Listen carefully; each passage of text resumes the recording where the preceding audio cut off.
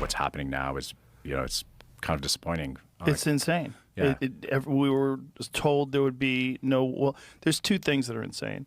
One is the targeting of migrant workers, not cartel members, not gang members, not drug dealers, just construction workers showing up in construction sites and raiding them, gardeners. Yeah. Like, really?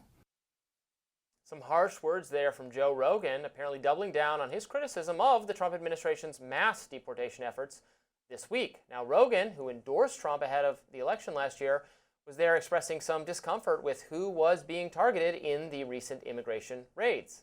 But Rogan's recent pushback against the administration has been viewed by some as too little, too late.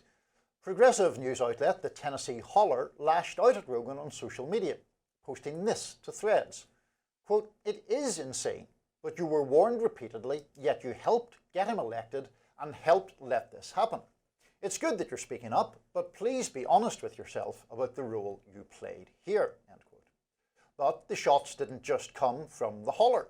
Actor Mark Ruffalo, best known for his role as Marvel's the Hulk and a longtime Trump critic, jumped in, replying, quote, "Dear Joe Rogan, it's a little late now to pretend like Project 2025 didn't exist and wasn't the playbook all along. You're either not that smart or not that dumb. It's hard to tell at this point." Meanwhile, DHS is pushing back hard against Rogan's suggestion that they have abandoned criminal deportations in favor of deporting migrant workers.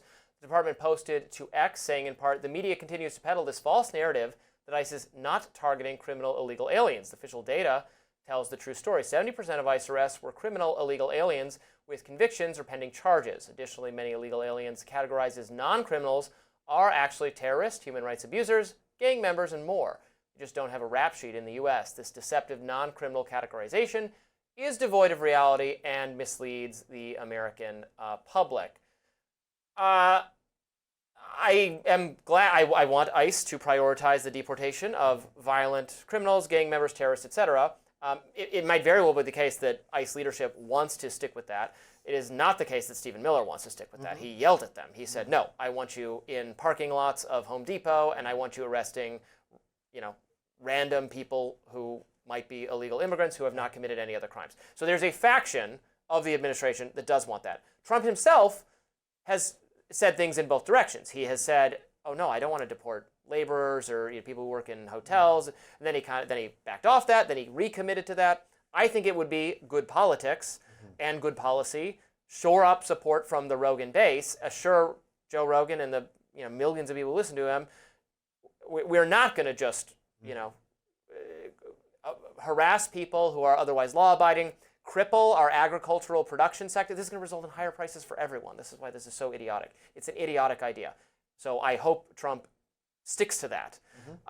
In terms of, if you're a liberal just being furious with Joe Rogan for how could you not see this coming, I don't know. I guess if that's how you feel, that's how you feel. I don't think that's it doesn't matter to me, but it's certainly not a welcoming him back into the more progressive fold to scream at him how dumb he was to think that Trump was going to just deport violent criminals, even though I think he kind of did say that. And so I don't know. What do you think? I am not particularly anti-Joe Rogan, and I think he has said some things that I agree with more recently, particularly about immigration and on the Gaza situation, which he has become very outspoken about.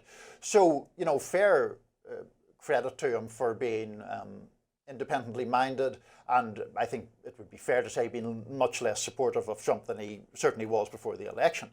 On the immigration point, though, I do think it's fair to critique him by saying, what did you think you were voting for? Because Trump did repeatedly promise on the campaign trail the largest deportation operation in American history.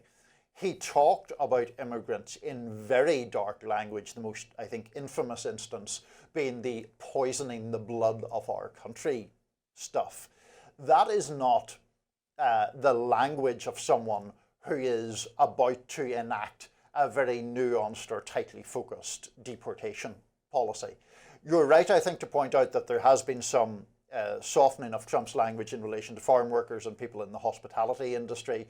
But at the same time, we see these scenes that seem to me gratuitously militarized. There was one yesterday, maybe we'll get to it on tomorrow's show, in Los Angeles, in MacArthur Park, where you had this very, as I say, militarized look sweep across a park. Not at all clear that they were pursuing any individual at all, just a sort of rather dark and dystopian kind of vision, which seems purely to me designed to intimidate.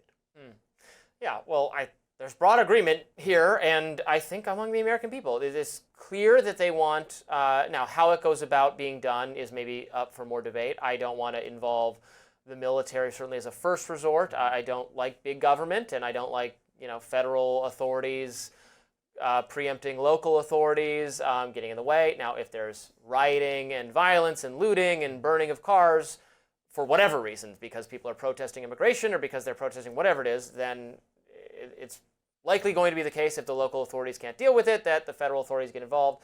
I don't think that's particularly controversial. Certainly there are people who oppose it, and you might oppose it, but people want law and order if there's fires in the streets. And then, the actual issue of deporting people who are violent criminals is very uncontroversial. But I hope more people can, even people in the more restrictionist camp, can consider, do you really want just to deport people who have been here a long time, especially if that involves some kind of police state, surveillance on the rest of us. I was complaining, I'm glad we don't have to take off our shoes anymore for TSA. We talked about it in an earlier block. That's a form of domestic policing that takes place, ostensibly to keep us safe, but is a huge hassle. Do you want more of those kinds of things in your life? Do you want to have to carry more forms of identification? Do you want to present more forms of identification when routinely dealing with the police at traffic stops or whatever? Is that, do you want more of that in public transportation? Do you want more of that at all? Do you want more bureaucracy at more aspects of your life? And I think if the American people consider that for longer, then they'll say, well, maybe we don't need, to be encountering the police in Home Depot parking lots. Right. Maybe we can just focus on the people that there is broad consensus on both sides of the political spectrum, everyone from, from moderate Democratic voters to Joe Rogan, that we can do more about that, and that's fine, and we don't need to harass people otherwise and then inconvenience all of us. And have an effect on the labor market that is bad. Now, there's some, obviously, in the immigration restrictionist camp who want to do those deportations because they want those jobs to go to Americans, and they'll say, and then people will say, but Americans won't do those jobs, and say, well, that's not true. They'll do them if there isn't competition to do them. Sure. So that's kind of a different argument, although that argument is always a non-starter with me, because I want the price of food to be cheap, man. I want the price of goods to be low, and so do the American people. And I think trying to do labor protection on that is, maybe we disagree on that aspect. I was going to say, is this the only time ever I have been to your, I'm not really to your right on it, but I think I'm more concerned about the idea that the widespread use of unauthorized labor keeps wages down. And that therefore, I think that people wages and prices. Yeah, prices down. I know, but prices would be kept down if we just did away with a minimum wage or now you're talking. People $2. Now you're talking. I'm not. No, I'm not. Don't threaten me with a good time, Niall. It is a horrendous idea, and I think that one of the better arguments for more restrictionist immigration policies is, in fact, that one that you deflate wages and you have people who are more vulnerable to exploitation by employers if they are here illegally. I do, though, agree with you about obviously violent criminals who are in the country illegally. I don't think there's really a large body of opinion saying that those people should be kept there.